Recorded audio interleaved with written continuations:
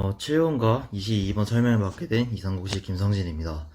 7번 문제는 CD, IN, SN2 플러스의 전자배치를 먼저 쓰고, 그리고 각각의 전자배치에 대해서 홀전자의 개수를 쓰는 거고요. 그리고 세 번째는 어떤 중성이온자가 IN3 플러스와 같은 전자배치를 갖고 있는지에 대한 문제입니다. 그래서 우선 각 이온의 전자배치를 쓰기 위해서 중성원자의 전자배치를 각각 쓰면 카드뮴 같은 경우는 이런 전자배치를 갖게 됩니다. 인듐 같은 경우에는 카드뮴에다가 1을 더한, 그러니까 이런 형태의 전자배치를 갖게 되고요. SN 같은 경우는 이런 형태의 전자배치를 갖게 됩니다. 그래서 이 전자배치 이용해가지고 각각의 이온에 대한 전자배치 하게 되면요, IN 플러스 같은 경우는 전자가 하나 빠진 건데, 전자가 가장 높은 OP에서 하나가 빠지겠죠. 그래서 OP에서 하나가 빠진 이런 배치를 갖게 되고요. SN2 플러스는 OP에서 두 개가 빠진 이런 전자배치를 갖게 됩니다. 그리고 B를 보면요, 각각의 전자배치에 대해서 이제 홀전자의 개수가 몇 개냐고 묻는 질문인데요. OS2 4D10을 보면요, 이걸 그림을 그리면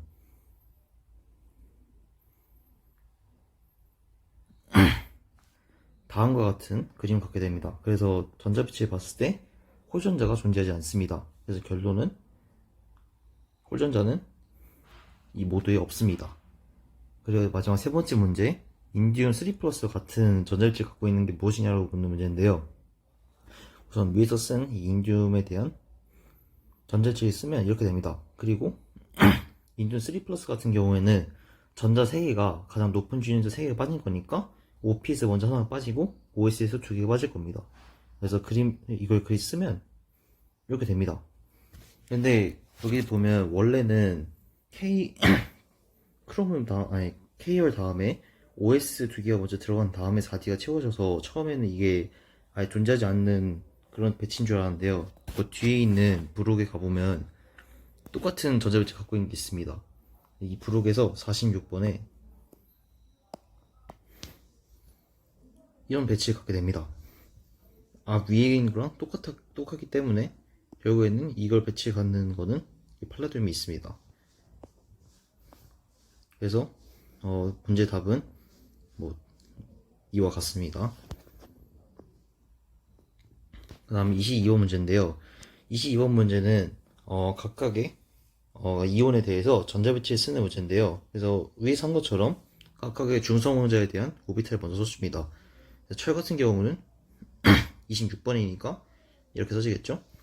그러면 이제 철 3 플러스는 3D에서 3개가 빠지기 때문에 다음과 같이 우선 4S에서 2개 빠지고 3D에서 1개가 빠지는 그런 구조를 택하게 됩니다. 그래서 여기에서 홀전자의 개수를 쓰라고 했으니까 홀전자는 3D에서 지금 1개가 나오게 되죠. 그래서 이건 1개입니다. 다음에 BI의 전자배치 써주면 이렇게 쓸 수 있습니다. 그래서 BI 3 플러스 같은 경우는 6P에서 3개가 빠지는 거니까 다음과 같은 전자배치를 갖게 됩니다. 그래서 얘 같은 경우는 홀전자 개수가 0개입니다. 그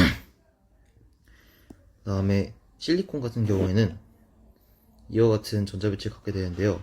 그래서 3D에서 이제 4개가 빠지면 되는 거죠. 그래서 이런 전자배치를 갖게 됩니다. 그래서 홀전자 개수는 3S 2개입니다. 다 꽉 채워졌으니 0개입니다. 아이오딘 같은 경우에는 제논에서 하나가 딱 빠진 그런 전자배치 갖고 있죠. 그래서 I- 같은 경우는 전자가 하나 추가되는 거니까 OP 추가 하나 더 됩니다. 그래서 이걸 더 간단하게 나타내면 딱 제논에 전자배치 갖게 됩니다. 그래서 홀전자 개수는 0개입니다. 이렇게 해서 두 문제의 풀이를 다 했습니다. 감사합니다.